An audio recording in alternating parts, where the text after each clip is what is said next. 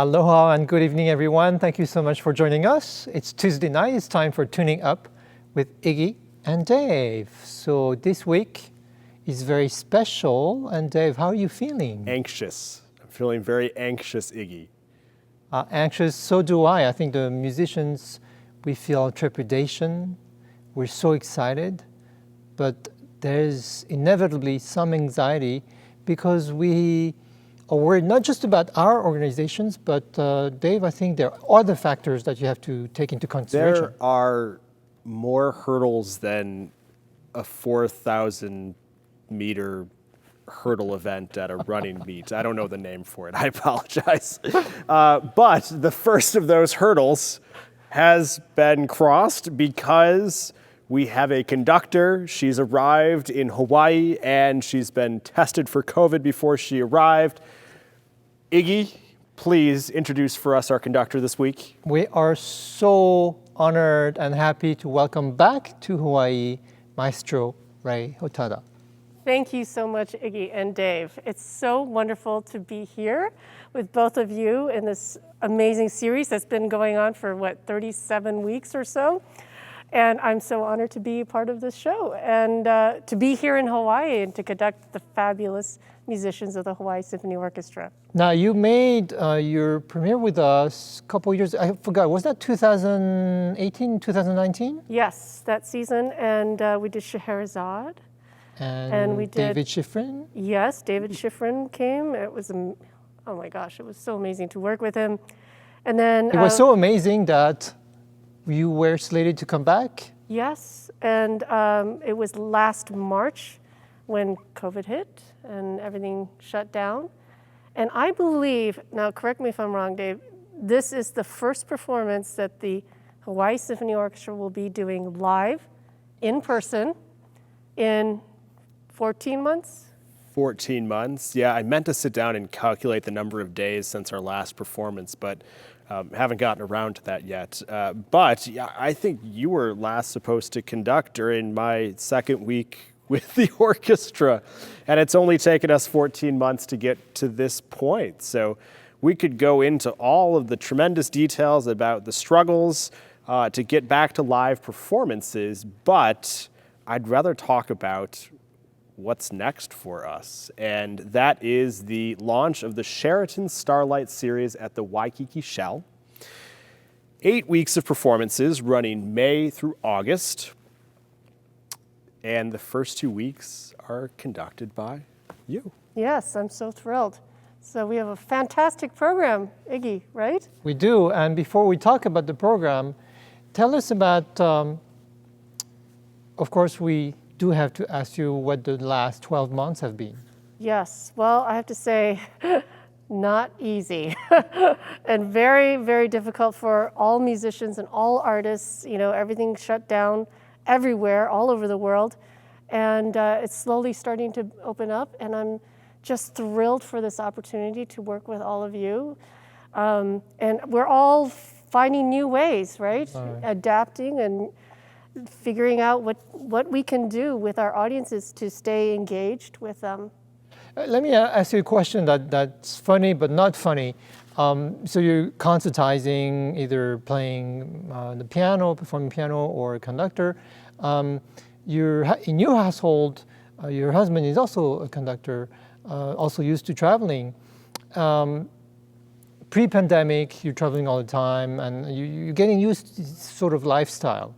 Now, all of a sudden, everything shuts down. And I'm sure every family, upon reflection, is happy to be together. But at the same time, there's a tremendous amount of adjustment in your household just to be with all the members of your family 24/7, sometimes in the same room, and you can go crazy. And I'm not trying to be funny, but there's some reality to that, especially when you have two artists But living together, artists can be kind of crazy a little bit at times. Yes, So and we have 2 conductors in our family. double the craziness. Yes, it's super busy. And this was the pandemic for the first time. I think it was the longest that my husband and I have been together in our 12 years of marriage. And so, yes, it was challenging, but extremely rewarding to be home and to, go through all of this together. But I think, because we're both conductors, we both were able to kind of adapt in so many different ways. We did a lot of videos at home. Oh, by the way, I converted a room to a gym, so I have my own gym now. And I moved out of our office into my own office during the pandemic. So yes, we had to, create some boundaries. But it was just a really trying year for all of us.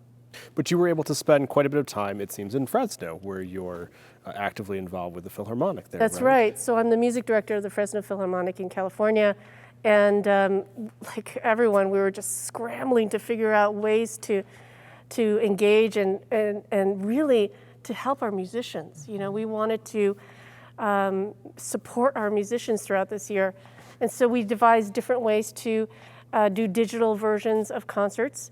And we decided to do them for free, which a lot of orchestras were really struggling with. But thank goodness our donor base and our audiences really stepped in and supported us throughout all of that. But like you guys are doing these, interviews, I created lots of interviews for interviewing my players in the orchestra. But we decided to, because we were doing so many new music in our programs, to really interview our living composers. And that's why I'm so excited about this program this week, to work with Michael Thomas Foumai, and that you are doing a Foumai Festival this summer. Again, an incredible composer from Hawaii that has nationwide recognition already. Yes. I mean, his music has been performed by, major orchestras all over the country. That's right. From New York to LA. So I think, Hawaiians need to know, your audience need to know that here is this national treasure that you have here. That's right. So great to have Michael on the show just this past week to talk through kind of the overview of each and every work. And one of the other things that we're doing, if you're reading the program notes for this week's performance, is Michael is actually writing all of our program notes as well. So we get to experience Beethoven and Mozart this week through the eyes of a living composer. Yeah, and I think that's so important, because how are we going to continue this symphonic art form if we're continuing to play Beethoven and Mozart and not the music of our present time, of our composers of our time? And what's so exciting about this program is that Michael wrote a piece about Beethoven. It is called Becoming Beethoven, and it incorporates motives and melodies from Symphony number 5, 6, 7, and Beethoven 9, which I know is an incredible piece that's important here in Hawaii. Beethoven 9. Every year you do this, right? That's right. We celebrate the New Year's with Beethoven 9. Yeah. But I believe that some will be obvious quotations, but some will be disguised. For instance, the number 5, gong, gong, gong, gong, will not have the rhythm. I'm not sure. I have, as you mentioned, it has been played on the mainland, but it will be a premiere for the Hawaii Symphony Orchestra. We have premiered many of Michael's work, but not this one. And so it'll be a treat to discover this Becoming Beethoven piece. I believe it's a journey, a superhero journey, like you are Beethoven and this is your own journey? Well, actually, it's about his journey through his inability to hear. Yeah, and his struggles and the painful realization that you are this incredible musician. You have so much to give, and yet you cannot hear. I mean, can you imagine all that pain and emotional conflict that must have been happening in this incredible composer, And so what Michael is doing is really transforming that emotional journey into music. And it's like you're in Beethoven's mind when you hear this piece, because you hear fragments of him and you hear him overcoming it, and at the end, it's just this triumphant. You know, you think of Beethoven 9, you think of the last movement of Beethoven Fifth Symphony, and yet Michael's able to transform that into a 21st century language. Right. And I think that's so powerful to connect the old with the new. Now, what we don't realize is that this deafness kind of took place fairly on in Beethoven's life. I believe he was close to 30 years old. Let's talk about this Symphony Number 8. Yes. For this weekend. So by that time, it was, you know, he's pretty much, his hearing was pretty much gone. Yet, in spite of these struggles, in spite of everything that was going on in his life, it's a very upbeat piece of music. And I think out of all the symphonies, maybe 4, but I think 8 is one of the lightest out of all of his symphonies. It's one that really, it's another side of him. You know, we don't hear so much the angst. We hear him being experimental. I mean, that last movement is all just these offbeats, you know? And then we hear the second movement, which is a play on the metronome, you know, when he was just discovering the metronome at the time. And so you hear this metronome sound coming from the winds, and you think, okay, that's a literal translation of a metronome. But, you know, he was fixated with metronome markings. And if we went into Beethoven's metronome markings and we actually we played them as marked, I think the piece would be like 15 minutes or something, as opposed to 30 minutes. So the orchestra shouldn't be prepared for Beethoven's tempi at the first rehearsal? No, okay. I will not do that to the orchestra. Dave, didn't you make a comment about metronomes in the past tuning up series? Perhaps. Yeah, I actually heard the entire Beethoven Symphony series at Carnegie Hall, conducted by John Elliott Gardner, and period instruments that allow you to perform Beethoven's music at the tempo markings that he, right or wrong, or whatever his metronome was set at. They're fast. Yes. They are. You are not kidding when it could be an 18-minute symphony if you take it at those clips. I mean, it's just difficult to do on modern instruments. Yeah, because actually, so the just to get technical, the last movement I think is some editions previous they would say half note equals 84, and more recent editions said no, it's not half note equals 84, it's whole note. Yeah. Equals 84, and that's just practically impossible. Right. Where's the discrepancy? I think the metronome during that time was not as efficient as our iPhone metronomes now, and I think the weights or however they were calibrating these metronomes maybe have been off a little bit, but his music is still so vibrant even today. How do you explain that someone that can be perceived as dramatic and broody can write such cheerful music? Yeah, that's hard to really understand unless you're inside Beethoven's mind. But I can only imagine that he did have moments of peacefulness, You think of Beethoven's Sixth Symphony and the Pastoral Symphony and how he really loved nature. And I think of Hawaii, and it's all about nature here, And so I think there are moments that all of us can, especially like since the pandemic, we are able to overcome that and find the silver lining in things. And so I think that Beethoven, there are moments in Beethoven that we can really appreciate that. As a conductor, did you learn his symphonies in order, or how did you learn them? That's a great question. Actually, I learned all of his piano sonatas first. 32 piano sonatas. And as from like 8 years old, starting with the easiest one, going all the way to Opus 111. And I think that in itself encapsulates Beethoven so well, so that when I started to become a conductor, I was a pianist first, and when I decided to go into conducting, all of that made so much more sense, the symphonic repertoire.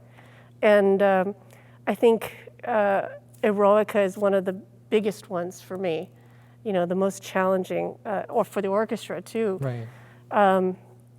But, I always dream of a concert to do my favorite or the orchestra's favorite movements of each symphony, Yes. each Beethoven 9 symphony. Wouldn't that be so much fun to do? And who says you can't do that? Exactly. Yeah. Except we need a choir for the last movement do. of Beethoven 9. But Dave, don't you think about those sort of not etiquette, but the norm of what we're doing right now and the tradition? In Beethoven's time, the concerts will be 4 or 5 hours long, and I don't know, Beethoven 8 or 7 and then 8 or vice versa, or choral fantasy mixed with something else. But it doesn't seem like so long ago that you would just do one movement of a symphony, or that even like Heifetz would perform a concerto with a pianist and one movement. Who says that we have to follow a certain norm? Well, I argue that the history of music changed with the introduction of the iPod Shuffle. When we no longer could choose, we had a device where we would upload all of our favorites on there, and you'd hit play and you'd go for a run, and Yep. Steve Jobs would figure it out for you while you were out for a run. And so I think that as we look to future generations of concert goers, we need to adapt to what the norms are for them. And I think that that is one of the things that we're eager to explore with some of our programming as early as next season. A little bit of a season that, a little bit of performances that involve a little bit of that mixtape type mentality. I'm so thrilled to hear that. You touched on being a pianist and still being a pianist and being a conductor, and I generally get to ask the question, take us back to the beginning, but I'm going to be very specific. What happened? Okay. The story I'd like to tell, excuse me, is that 88 keys were not enough, that I needed a bigger sound, and I couldn't get my, I don't have Rachmaninoff hands. Fazioli wasn't doing it for you. You needed a bigger sound. No, I think that I really found conducting to be this incredible, it's an incredible high. Yeah. It's to be connected with all these musicians on stage. I got the bug, and I just thought, I'm going to try this out a little bit. But did you feel like maybe you performed the concerto once and you didn't like the conductor, and I said, I got to do it myself because I can't rely on them? Actually, no. That's Iggy's story. Yeah.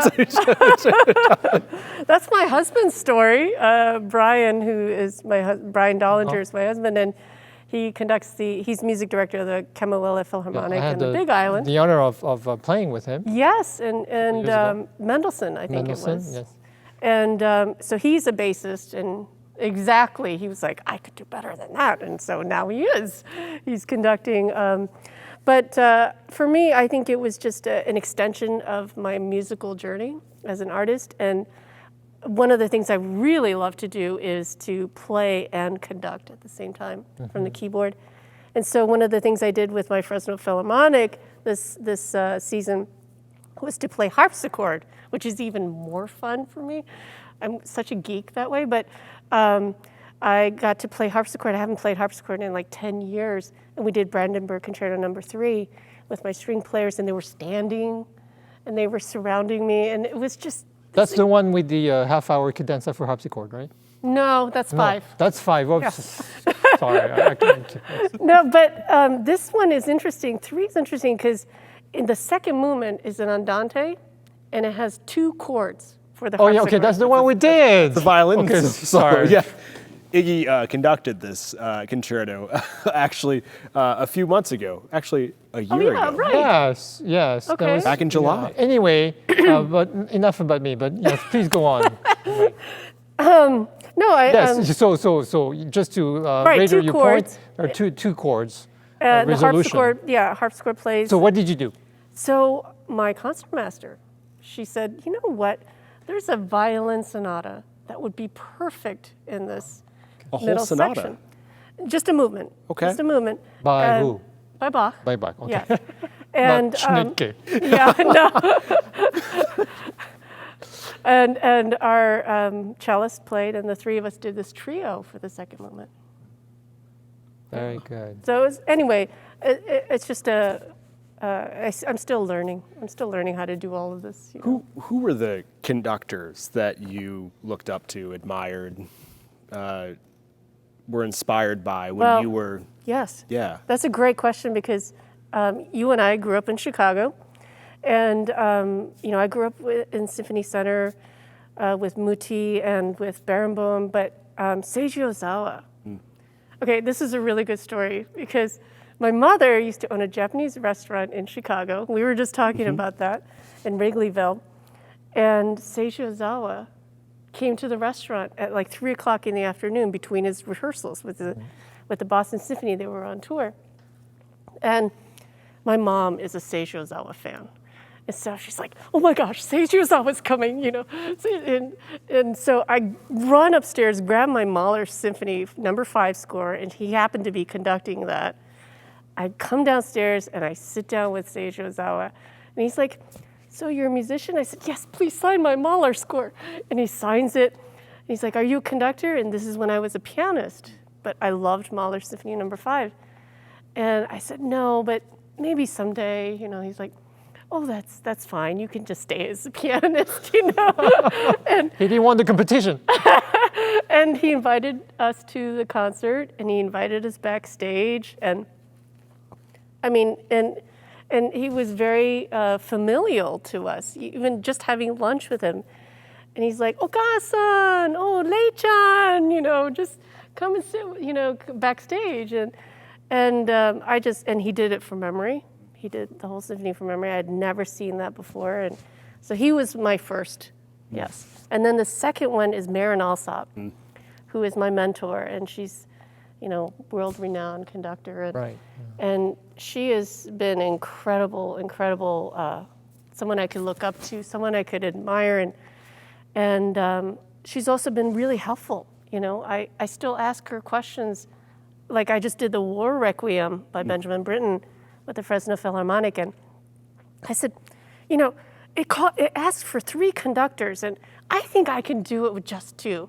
I'll conduct the chamber orchestra and the full orchestra, and then have a offstage conductor. I said, Maren, do you think I can do this? Immediately, like within 20 minutes, she answers, yes, Ray, I did this. You can do this. In fact, I played in Colorado Symphony for a number of years, and she came as music director my second year, and you know, I had a great time. I got the chance to perform her solo, and she was conducting. So please, the next time you email her for a Mahler question or Requiem or Britten question, please do send her my best record. The last time you were here, as I mentioned before, perhaps, David Schifrin was the clarinet soloist. This weekend we have our utmost superb principal clarinet player Lou DiMartino for the Mozart Concerto. What is up with you and clarinet concertos? I don't know, but I'm thrilled to work with him. I'm really looking forward to it this week, the Mozart Clarinet Concerto in A major. And I find this piece to be so special. I don't know. There's something really unique about this concerto. Of course, his piano concertos are all amazing, but I think it's poignant because it's one of the last complete pieces he wrote in 1791. He died in 1791, and this and the Requiem are, you know, his last pieces. So I think there's something really. There's some depth to it. What? There's some depth. Yes, definitely. Yeah. And I actually know that, I'm sure Dave, but the overture that we're playing is also a late work. Yes, it was also written in 1791. So it's interesting because I think there's a connection with the clarinetist that Mozart wrote the concerto for. I'm sorry, can you tell everyone what the overture is? Oh, yes, so the La Clemenza di Tito, the overture to Titus. And it's an opera. And what's interesting is that the clarinetist who played in that opera, I think Mozart wrote this clarinet concerto for. Stadler, or Anton Stadler, Right. perhaps. So yeah, very much looking forward to having Lou DiMartino. We have some superb musicians in the orchestra, and I know he's very much looking forward to this opportunity. This first performance on the Sheraton Starlight Series is, of course, sponsored by Sheraton, but we would also like to share our thanks and gratitude to Susan Kosasa, who will be the series sponsor for our first Starlight #1 series here at the Shell this Friday, Saturday, and Sunday. And if you're sitting at home going, I don't have tickets, there might still be a chance. Tickets are very limited for these performances. We have only an audience of 200 for these first few performances here as we emerge safely from the past year's pandemic. We're not out of the woods yet. This week has been an immense exercise in details. Iggy, would you like to share what all the musicians are doing before rehearsal? Well, we are required to take 2 COVID test this week. So my wife dropped me off at one of the locations this morning, and it's a self-administered test, and I got to see some of my colleagues. Some of them I hadn't seen for 14 months. So and it's a conductor's I was swabbing my nostrils. Hey, how you doing? So swabbing with the right hand and swabbing with the left hand. Anyway, but I only mentioned that complaining. because of the immense safety protocols that we've put in place to bring 64 musicians back together. Even though it's outdoors and most of us have been vaccinated, it has been an immense undertaking for us to get to this point with the city and with the state, and we're grateful for the support of our production crew and the city and the state and our musicians and our conductor for everything that we've gone through to make these a possibility. I want to ask another conductor question because you brought up Marin, and we all know Joanne well here, yourself. What does the future look like for a more equal representation on the podium in classical music? You know what? That's a fabulous question. And I think it's people like you, really, and people like you that are really making a difference. Because for anything in the arts, we need opportunities. We need opportunities for young players. We need opportunities for new music. We need opportunities for equal representation. And I think it's leaders like both of you that make those things happen. Otherwise, if we always do the same thing, it's going to be the same people on the podium. And so I say kudos to you. Keep doing what you're doing. And I'm just thrilled to be here. Do young conductors come to you and ask for advice and career advice? And what do you say? Yes, I think it's... conducting is so different than playing an instrument. I find that you can really do well as an instrumentalist, but as a conductor, you have to be, there's like a holistic approach to what you do on the podium, and everyone is so different. Every conductor is so different. And that's one of the things I loved about studying with Gustav Meyer at Peabody, was that he treated all of his students just who they are and how well they can do. Not like cookie cutter. You do this piece, you should do this, you should do opera, he had advice, but I think everyone is so different on the podium. One person can conduct Beethoven 8 a completely different way than another person. And the thing I always say is like, keep going, keep doing what you're doing, expand yourself, learn as much as you can. And unfortunately, conductors cannot practice, right? We need an orchestra to practice. It's not like playing the piano for 8 hours. I can never practice with an orchestra for 8 hours. And so whatever opportunities like this, I think, again, it's all about doing it and persevering. I want to ask about repertoire as well because of the work that you've done in Fresno, especially this last year, but that's also an organization that historically has been on the leading edge of repertoire that's being programmed, especially by young, diverse composers. What does the next 3, 5, 10 years look like? Who are the composers that you're interested in currently? What does the future look like? Well, I think I've always been doing this with Fresno. It's not just this past year, but I think more so now that all the social justice issues are coming to the forefront. I think it's important as artists that we really represent that, and we're really bringing that into everyone's consciousness, because through art, that's how we really process a lot of things. And so I'm looking at so many different composers, but I'm really looking at all the composers that have been marginalized and really pushed aside just because of this or that. And I'm looking at a lot of women composers and indigenous composers. There's a wonderful composer, Jared Imbachaha Tate, who is a Native American Indian composer. I would have never explored that music were it not for, I needed a piece for strings and 2 percussion, And so sometimes it's about instrumentation, and then I'm really exploring more of that repertoire, that it's not all just symphonic music, but there's so much to be said in different instrumentations as well. So. Well, it's as you said about conductors not having an orchestra to practice with. Composers are often the same. Composers who write for smaller chamber ensembles don't necessarily always get the opportunity to write for a 64-piece orchestra. And so, trying to lift up those voices, lift them up because they belong on the same level as Beethoven and Foumai and Mozart. I think it's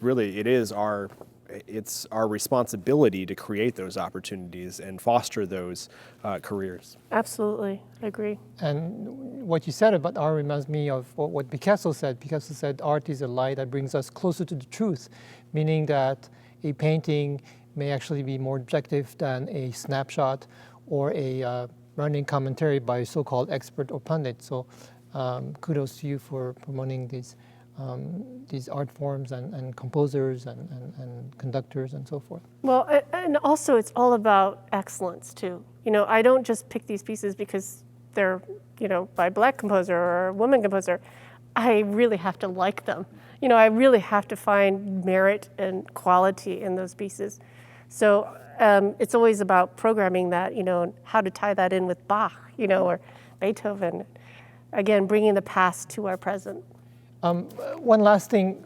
So tomorrow you'll be conducting us, and it will have been, 14 months.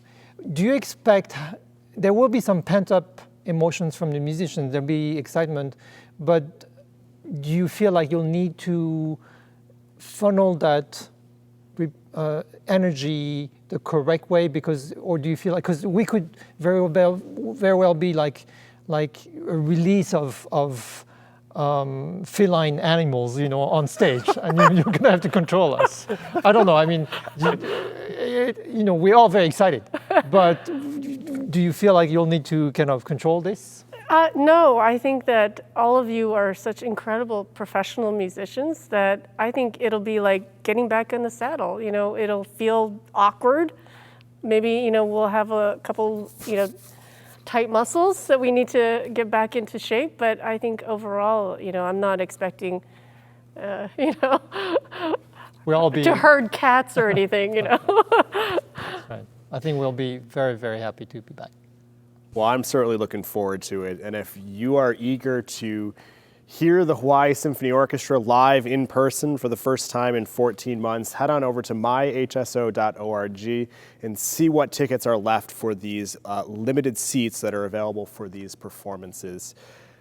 It's so wonderful to have you in town, and thank you for taking the time out of your schedule to join us for tuning up. And I don't know what else to say. I'm excited for the performances this weekend. Let the music begin. Let the music begin, yes. But don't worry, Tuning Up will continue next week. We won't let you go into the abyss of just performances. Join us next week. Ray's going to join us again. And one of our young Nahoku Opio Young Stars winners will be joining us, who will be performing on our second week of programs. That is cellist Mira Hu. So, tune in next Tuesday, 7:30 p.m. Thank you for your support. I will see you at the Waikiki Shell from 6 feet of distance with the mask on. And thank you for all of your tremendous support throughout the last year and into our new future here.